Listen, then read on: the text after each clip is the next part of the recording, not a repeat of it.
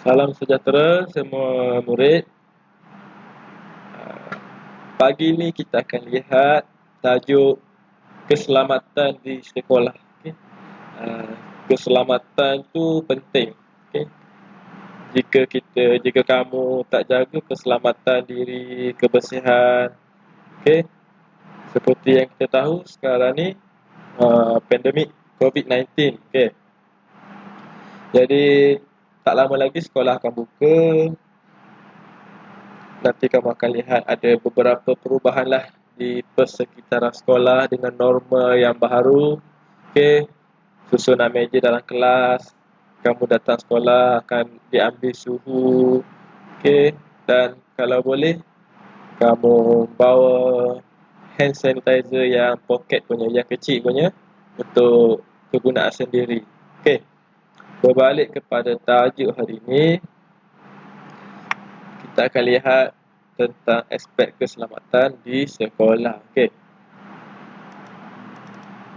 Okey, yang pertama, cikgu nak tunjukkan sikit peraturan yang perlu kamu amalkan di dalam kelas. Okey, selepas buka sekolah nanti. Okey, yang pertama, jarak. Kamu kena kekalkan jarak. Jangan bersentuhan, jangan rapat-rapat dengan satu sama lain. Okey. Kamu juga tak dibenarkan untuk alih kedudukan meja. Okay, dalam setiap kelas dah ada nama pada meja. Okay, selain itu, elakkan sentuh muka, hidung dan mulut. Okay. Ini bagi mengurangkan risiko penularan virus tu. Okay. Elakkan bersalam dan bersentuhan sama sendiri. Okay. Sesama rakan. Ini yang cikgu cakap tadi. Elakkan berkongsi alat tulis dan peralatan. Okay. Masing-masing kena pastikan alatan untuk belajar cukup. Kalau boleh tak payahlah pinjam yang kawan-kawan punya. Sendiri-sendiri saja. Beratur dalam jarak 1 meter. Ikut arahan guru bertugas. Ini penting. Mesti ikut arahan guru. Kamu tak boleh berkumpul macam bermain bersama-sama selepas waktu rehat tu seperti biasa tu tak boleh. Itu syarat-syarat dia, peraturan yang terkini. Untuk slide ketiga, cikgu nak tunjuk kamu video. Kita lihat sama-sama video keselamatan di sekolah. Sedia kalau boleh buka sound, buka bunyi tu, ataupun pakai alat pendengar suara pembesar suara tu.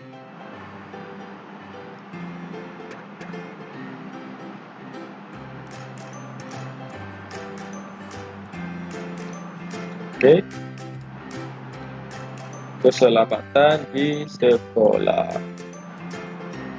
Selepas ini akan ada beberapa latihan. Pelajar sering berlari ketika tamat sesi persekolahan. Ia boleh menyebabkan pelajar terjatuh. Ini biasa ramai yang lalu berlari kan. Dan akan mengalami kecederaan pada bahagian kaki. Sesetengah pelajar akan berlari ketika menaiki tangga. Ia boleh menyebabkan pelajar jatuh tangga. Kemungkinan kecederaan yang serius boleh berlaku kepada pelajar.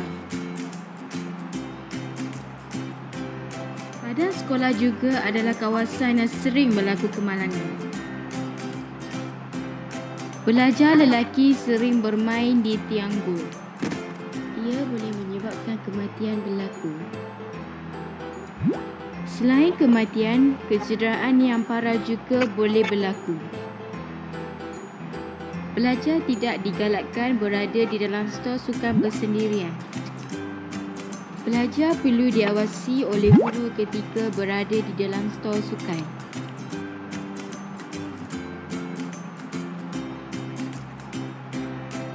Makmal sains juga adalah kawasan yang berbahaya untuk pelajar. Guru perlu sentiasa mengawasi pelajar ketika berada di makmal sains. Kecederaan boleh berlaku sekiranya pelajar cuai ketika menggunakan alat-alat di makmal sains. Adik beringat, adik selamat. Okey.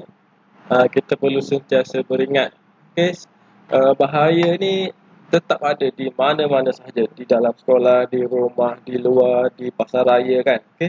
Apa yang penting kita amalkan langkah-langkah menjaga keselamatan diri. Okey. Untuk seterusnya kita lihat buku teks. Okey, buku teks. Tajuk keselamatan di sekolah. Okey. Yang ini cikgu nak kamu baca petikan ni dengan teliti. Okey. Jika kamu baca tapi ada perkataan yang kamu tak faham, kamu boleh cari maksud atau makna perkataan tersebut di laman web prpm.dbp.gov.my/cari satu tanda soal keyword dan sama dengan. Okey, kamu type yang ini di Google Chrome. Okey, contoh kamu tak faham store. Okey, kamu boleh type perkataan store ni dekat laman web ni. Okey, so kamu akan tahu maksud yang diberikan oleh laman web ni. Okey, ini Dewan Bahasa dan Pustaka DBP. Okey, selepas kita dah baca teks ni, okey, kita perlu lengkapkan peta pelbagai alih, okey, ataupun peta alih di ruangan seperti ini. Okey, cikgu tunjuk. Okey, ini cikgu nak kamu tulis dalam buku yang kamu ada. Okey, sebaiknya buku tata bahasa pun boleh. Okey, kalau tak ada, boleh gunakanlah buku yang kamu ada. Ada sesetengah yang dah hantar hari tu kan. Okay, so, jadi tak ada masalah. Okey, kita berbalik pada peta alih ni. Okey, fokus dia ialah akibat kecuaian. Okey, ini punca. Okey, ini akibat. Okey, contoh punca. Jika kita baca tadi dekat petikan tadi, puncanya ialah lantai licin. Okey. Akibatnya tergelincir. Okey. Jadi yang kedua, ketiga, keempat ni kamu lengkapkan berdasarkan petikan yang diberikan tadi tu. Okey. Ada 1, 2, 3, 4. Okey, 4 kat situ. Okey. Dan tugasan yang terakhir nanti ada 2 soalan tambahan. Okey. Tugasan ni cikgu akan semak bila buka sekolah nanti. Okey. Jadi dalam Google Classroom tu, cikgu akan tanda cikgu nak kamu cikgu nak kamu tulis komen saya dah siap. Apabila kamu dah siap, okey, cikgu akan tambah nota lah dekat sana tu. Okey, berdasarkan komen yang kamu tulis. Okey. Untuk soalan tambahan ni, kita lihat, nyatakan 3 kepentingan menjaga keselamatan di sekolah. Okey, 1, 2, 3. Okey, jadi contoh jawapan bagi soalan yang pertama. Okey, kepentingan, faedah itu sama. Okey, contoh kepentingan, faedah. Ini 2 perkataan yang membawa maksud yang sama. Contoh. Okey, contoh pertama ialah kepentingan menjaga keselamatan di sekolah ialah supaya sesi pembelajaran tidak terganggu. Okey. Cuba bayangkan, kalau kamu terjatuh, kalau kamu tergelincir, kamu akan dihantar ke hospital dan pembelajaran kamu akan terganggu. Okey. Bagi soalan kedua, nyatakan 3 tempat lain di sekolah yang boleh mendatangkan bahaya. Okey, contoh cikgu beri kat sini tandas. Okey. Dekat tandas, sekiranya lantai licin, kamu akan tergelincir. Okey. Jadi pastikan dekat tandas pakai slipper, jalan perlahan-lahan, jangan berlari, jangan berebut. Okey.